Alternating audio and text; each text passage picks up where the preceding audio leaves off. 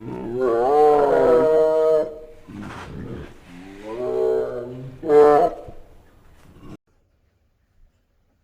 everybody, as you can see, I'm still kicking.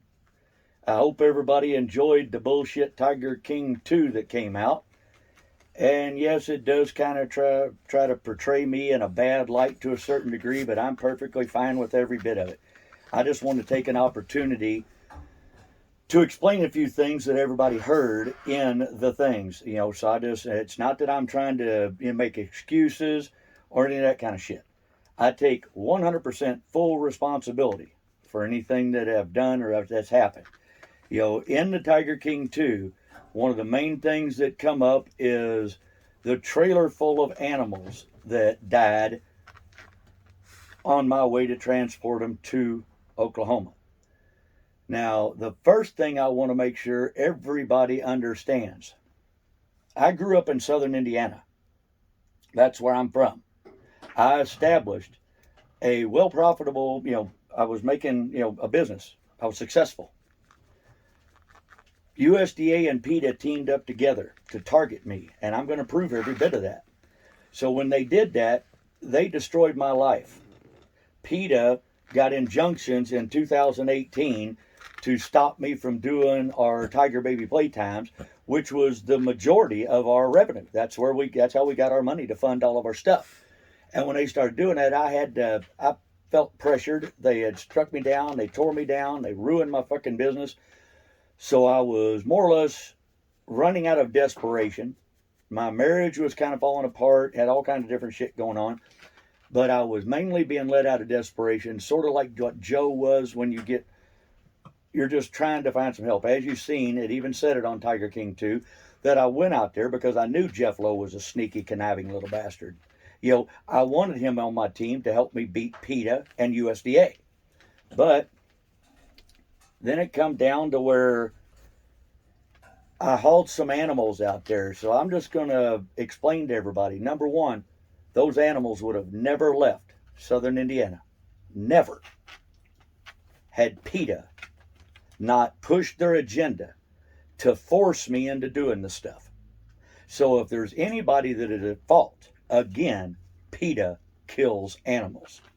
They don't care about the animals. All they care about is the almighty dollar. They come in and struck me down, and then when I took those animals out there, I was trying to get away. My goal was to go out there to Thackerville, Oklahoma, build a zoo, but more importantly, I was also creating a new nonprofit out there. There's a young gentleman, which is I don't know what they call them in Oklahoma. We call them conservation officers in Indiana.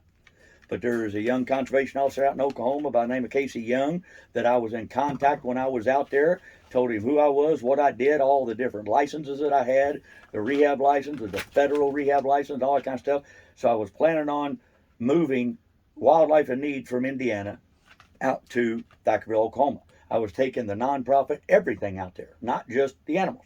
I was going to be moving it all. But it's not that I wanted to do that. I was being forced, or at least I felt like I was being forced to do that. So until anybody's in my shoes and they know the pressure I was under, that's pretty much what I got for you. If you're too damn stupid to put yourself in somebody else's shoes before you judge them, fuck you. It's that simple. So, what happened at that time? Me and my so-called business partner left Oklahoma, and we brought back my truck and the animal trailer from Oklahoma. We brought it back to Indiana. Our agenda was, I had another truck and a big 40-foot trailer. We were going to load it up with materials and stuff. We were going to load up the animal trailer with animals, and we were going to more or less convoy back to Oklahoma. I had to schedule a friend of mine to ride back with Jeff in that truck. I had it scheduled. We're leaving on a certain date, or they were leaving. We were all going to leave on a certain date, and I had it scheduled, and this friend would stand up and vouch for it. But I had it scheduled. That's the way it was going to go. That way, because that truck and trailer that Jeff was going to be driving had to come back to Indiana for my wife to use there in Indiana. So that's why I had this friend of mine scheduled to go with Jeff. But then after we get to Indiana, and I was very upset. of the deplorable conditions that my animals were being kept in. I was in Oklahoma. I'd been there for roughly 6 months. You know, so don't go trying to blame me on shit that was happening 900 miles away. All of these haters that I had was blasting pictures of cages dirty. I was in Oklahoma. They were being paid to clean the stuff. But now they want to turn it and make it look like it was me. And that's fine. I could care less. I'm going to come after all of them too, because I'm just now getting started. So I just want to make sure people understand, when we got there and we loaded up the first big trailer with the materials and stuff, Jeff Lowe, being the pussy that he is, he was already tired. He had to work a day. It's the first time he's ever done physical labor. The very next morning he gets up, or he calls me that night and says, I'm going to have to leave in the morning. Lauren needs me back at the zoo. And I was like, well, hold on. We haven't got the animal loaded yet. I'm not ready to go. Didn't matter. Jeff Lowe was leaving. So I had to call this friend of mine to see if he could rearrange his schedule so he could leave early so he could bring that truck back. So Jeff Lowe left me abandoned there, instead of running a convoy. Then what happened was, just to make a long story short, I loaded up a bunch of the animals and I left. Now, yes, I did stay the night at a friend of mine's house. It was not no booty call. I spent the night at a friend's house in St. Louis. And the next morning, got up. They helped me. We checked foods, water, and everything else on the trailer. I got ready and I left. And I only had about another 7 hours to get to Wynnewood. And as I was going, I got to a filling station. And I was about 2 hours away from Wynnewood. Now Jeff and Lauren is trying to make up all this stuff that I never checked, or hell, I think he said that I even admitted that I never checked. I never went without checking my animals. Never. People need to understand, in this world, there is this word that I've always joked around and told people they need to remove from the fucking dictionary, because you're not allowed to have one anymore, and that's an accident. It was horrific to me. I'm the one that raised those animals. I'm the one that took care of them. I'm the one that had the bond with them. And when I was at that filling station about 2 hours from Wynnewood, I noticed the generator was running, but it wasn't, I don't know if it wasn't running at full power or whatever. The air conditioner was running, but only the air mover on it, not the air conditioner. It wasn't blowing cool air. It was just blowing air. And I called Jeff at that time and told him, and he said, well, stop and pick up another one. I said, well, hell, I can't lift one of these damn things by myself. They're like 300 pounds. It was mounted onto the front of the trailer. I didn't have my tools handy and accessible and everything else. I said, the thing's still blowing. Everything should be fine. I just checked on everything. I couldn't open the door up all the way, because as I opened the door, I noticed an animal loose in the trailer. And I wasn't sure how it got out of its carrier, its kennel or whatever. So I didn't want to open the doors up, take a risk. So since I was only a couple hours left to Wynnewood, I took off. But when I got about, I don't know, probably about 25 miles maybe from Wynnewood, I was on I-35 coming down from Oklahoma City to Wynnewood. Traffic was at a dead halt. And it was like 98 to 100 degrees outside. I knew as long as I was moving, the trailer would stay somewhat cooled down and stuff. It wasn't that hot in there when I checked it at the filling station. But now that it was sitting at a dead halt out in the middle of an interstate with that sun beating down on it, I knew it wasn't going to take no time for it to heat up. So I immediately called Jeff and begged him to send somebody up the highway with a new generator. And all I was going to do is just plug the damn thing, or run it, stick the back of the damn pickup truck or something. I wasn't going to mount it. I was just going to run a damn cord just to get the air conditioner running right. But Jeff, his words was, we ain't got time to cater for you. We're fucking busy up here. We got shit to do. We're up here working at the damn zoo. He left me stranded for about a half hour. So by the time I got through that half hour, that is when the animals paid the price. Like I said, these animals were mine. I raised them. These were my babies. So Jeff and Lauren talk about how bad it was. They didn't give a fuck one way or another. They were still thrilled to death that they were getting more of my animals for free, or whatever you want to call it, for them to exhibit and make money off of. Because there's never been any kind of text, anything, any bad word said about me when them animals come. It was a catastrophe for everybody. But it was a hell of a lot more for me than it was for them. They didn't know them. And here's one thing they lied out their ass about on the show. Jeff had Alan and Eric Calloway talking shit. Alan just says whatever the hell he needs to say. They said that there was like 30 animals. Well, there's court records showing it was actually 17 animals that died in that transport, not 30. Jeff Lowe always has to try to exaggerate to make it sound more than what it is. You would almost think that he is PETA, the way they want to exaggerate and blow it out of proportion and shit. So there was only 17 animals instead of 30 like they said on the show. Now, don't make a difference. That's still 17 deaths. I take full responsibility for that. You know, they were my responsibility. They were my animals. So I have to live with that every fucking day. But there's nothing I can do to change it. You know, so I'm not going to sit here and play one of these pity game trip bullshit things like Carol Baskins and all them fuckers do. I'm not going to sit here and cry for the camera. You know, it hurts in here every damn day. I still see them in here every damn day. So anybody that wants to put me down because I killed animals, fuck you. It was a thing called an accident. That word that needs to be removed out of the English language, because you're no longer allowed to have one of them, because you get a bunch of sorry piece of shit, no good haters that think they are entitled to an opinion that don't know nothing about the facts. So they want to sit there and run their mouth on their opinions on everything. So it was hard as hell on me. Still is. You know, like I said, I raised those animals. All right, another one of the things on the show that Jeff Lowe lied out his ass about is he tried to be Billy Badass, you know, show everybody he's a tough guy. And he stated that they kicked my ass off the property. Well, I left on August 18th, 2019, is the day I left Thackerville and came back to Indiana. Now, we will be putting this up for everybody to read because, and this is just the beginning, but because I'm going to read it out for you, because this is the text that Jeff Lowe sent me on August 19th when I left down there in Oklahoma. Me and Jeff Lowe were still on good speaking terms, the whole works. I just didn't really tell them the real reason why I was leaving. I just got fed up with their lying bullshit that I was having to do it all. And I wasn't going to tolerate it anymore. And I was being screwed over, so I decided to leave. But I left August 18th. Here's the text message I get at 10:03 a.m. on August 19th. Hey, brother, I hope the trip back is safe. I was exhausted and I knew you would be out there for several hours and I didn't have it in me. I hope you find the health and happiness that you deserve. Besides being ugly, you're a damn fine man. I can't tell you that I'm not pissed off you left so suddenly, but I'll get over it once I get some workers down there and start the wheels in motion. The important thing is your health.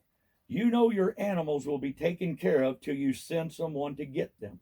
I love you, and I will always have your back if PETA ever grows the balls to meet you in court.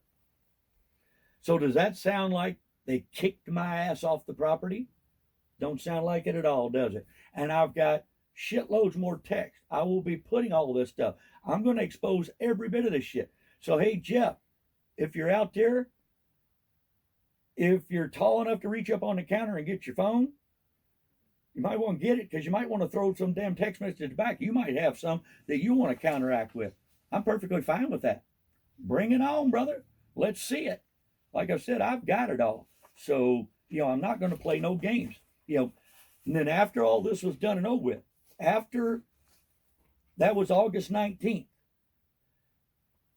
right before I left Thackerville on August 18th, I went over and had a discussion with the landowner, Cheryl Scott. And she was asking me some questions about Jeff and Lauren and different stuff. And yes, I did probably say more than I should have. But they asked different questions. I told them. I told her about like Jeff and I thought she knew that Jeff and Lauren were obsessed with hookers and all this strip club shit and everything else. And I tried to explain to her that Jeff Lowe was wanting a strip club on that property along with the zoo. And I didn't agree with that. And that's one of the main things we had a problem with. Roy Harden on Tiger King 2, he even stated that's what Jeff was wanting, was a strip club and a zoo. You don't mix those two on the same property. So Jeff is, that's what he was trying. I didn't agree with it. So when I had this discussion with Cheryl Scott, she asked some different things about, well, Sarah, the internet porn whore that was on Tiger King 2 with them. You know, she was at Jeff and Lauren's baby shower that was held at Cheryl's house. She's walking around in a miniskirt with her ass and her hootie hoo sticking out all over everywhere. Everybody there seen it. Cheryl kind of asked me if I knew who she was. I told her. I thought it kind of shocked me that she didn't know who she was. You know, but then when I left on August 19th, you see what Jeff Lowe texted me. But then on August 21st, Cheryl Scott told Jeff Lowe what I told her. That's when he went ballistic. And I'll be posting up all these things. I'm not going to read it out here now. We'll put it up for you to read. Where that's when he starts going off on me. And he starts threatening me and shit. Then he also contacts Brian Lewis, who headed up. He was the attorney in charge of my PETA lawsuit.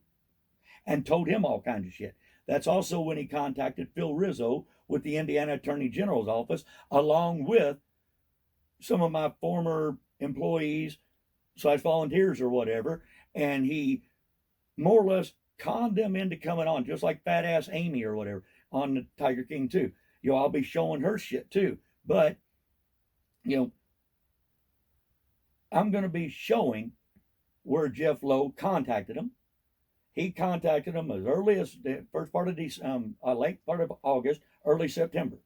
That's when these haters got on board and started gathering information. Not really gathering information. They started collectively collecting lies amongst each other. Let's see who can tell the best bullshit story, and we'll put it on. So I'm going to be exposing every bit of that. But this one right here is mainly to discuss, you know, the different animals and stuff that I lost. It has nothing to do with anything. This was all me. I take my responsibility for it. You can hate me for it, or you can love me for it. I don't fucking care. I was not trying to hurt an animal. I've never hurt an animal. Anybody out there that tries to claim me as a animal abuser, animal neglector, all that kind of shit, they have no clue what the hell they're talking about. What? Because you see me on Tiger King carrying a tiger cub in each arm? That's not what you call an animal abuser. You know what you fucking call that? An animal expert. That's what you call that. I never once hurt one of them animals. I never once did anything wrong. You know, different shit. So, you know, where is it? I don't give a fuck what somebody else's opinion is. If you're out there and you have raised lions and tigers, bears, and all the shit that I've raised, I might listen to your opinion. Until then, that's what I think of your opinion. You are not entitled to shit. Animal rights activists do nothing but take stuff just like Jeff Lowe and they exaggerate shit out. How do they, you know, that's the way these people work. So they take it into the courts and try to make it look as bad as they can. So people can't fight back. You're automatically guilty until proven innocent. When PETA can walk into a courtroom or into a judge and say, look, here's what we've got on him. We need him shut down. Like I said, they shut me down. They took away my business just over their accusations and assumptions. There was nothing I was doing that was illegal. Not a damn thing. Not that I know of. You know, there wasn't nothing done. We were running our business. We were doing our thing. We were enjoying life. We were having fun. And hundreds of thousands of people were enjoying it. So I don't understand a lot of this shit that people are saying. They, you know, what you're always going to have the haters. You know, and that's why I tell my people, don't block the haters off the page. They have their right to be heard. Because one thing that I'm going to prove through all this is haters are just haters. Just like Amy or Tim Clark. I'm going to be slamming shitting on them here in a minute. I'm going to be telling you stuff about that. I'm going to show you crap.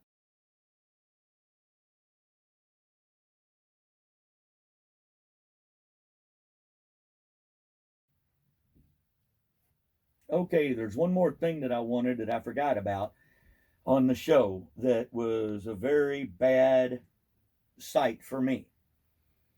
You've seen the animals in the box truck. They portrayed that completely wrong. And that's what the Indiana Attorney General set me up so they could do. How did they set me up? right here. I'll be putting it on so y'all can see it. That morning, I was up, me and a friend of mine, we were up, and I got an email. I got it late, or I didn't get this until it was just a little after 8, right? 8 o'clock, 8 a.m., 8:15 at the most. I got it, and here's what the email says. Would Tim be willing to put the monkeys into transport crates? If Tim is willing to cooperate on that aspect, please note Indy Zoo indicated this would need to be done before 9 a.m. so he can be off the property in time. So me and this friend of mine, we loaded up. We went out there and I loaded up my main baboon girl first, Tatiana, my baby girl.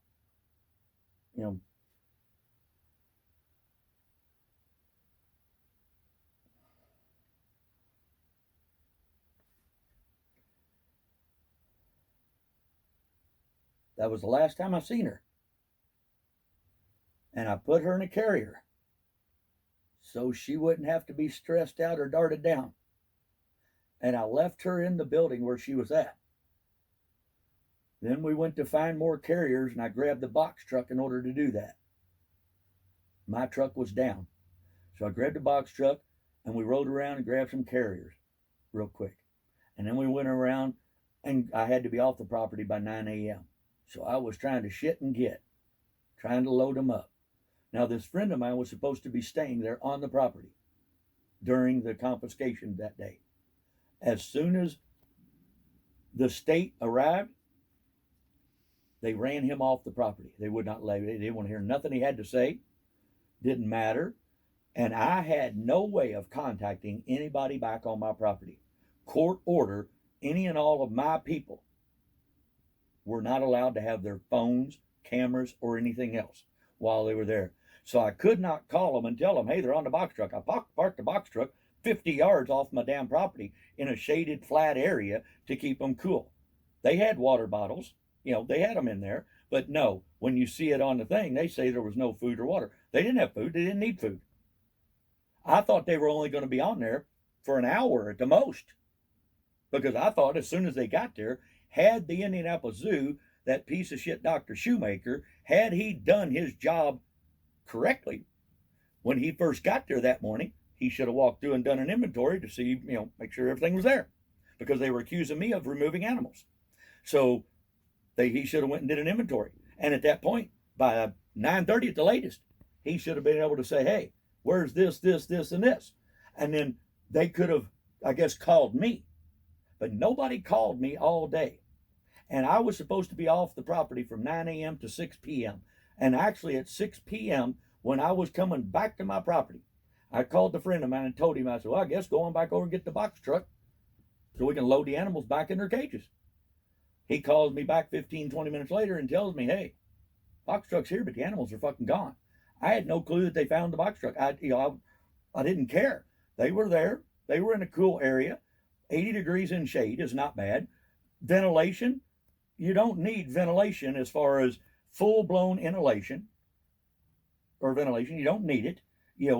There's plenty enough in there to last them that day. As you could see, even when you see them on Tiger King 2, when they opened the door and they were showing them, were any of them panting real bad or laying down just suffering to beat hell? Not a single fucking one of them were.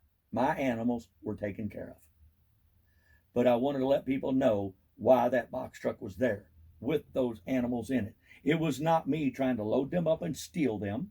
It was me, which I should have done. I should have loaded every goddamn animal I had and got it off the property. Because now I have proof that not only is PETA responsible, like I said earlier, are they responsible for killing the animals that when I moved them to Oklahoma? They are the number one reason. But they are also responsible for a lot of animals being dead. They've killed animals during all of my confiscation. They've been dying since then. But yet these are the experts. The only thing they're experts at is ruining people's lives and killing fucking animals. That's the only thing these people do good at.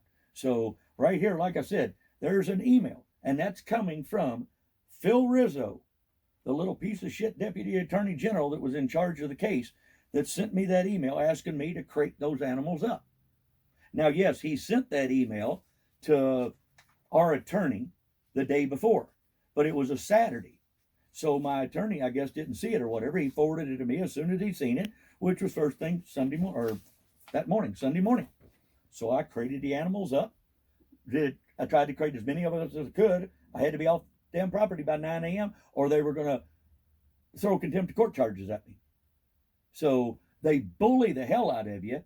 They create a monster, then they want to get all pissed off when the monster stands up and says enough's enough. You know.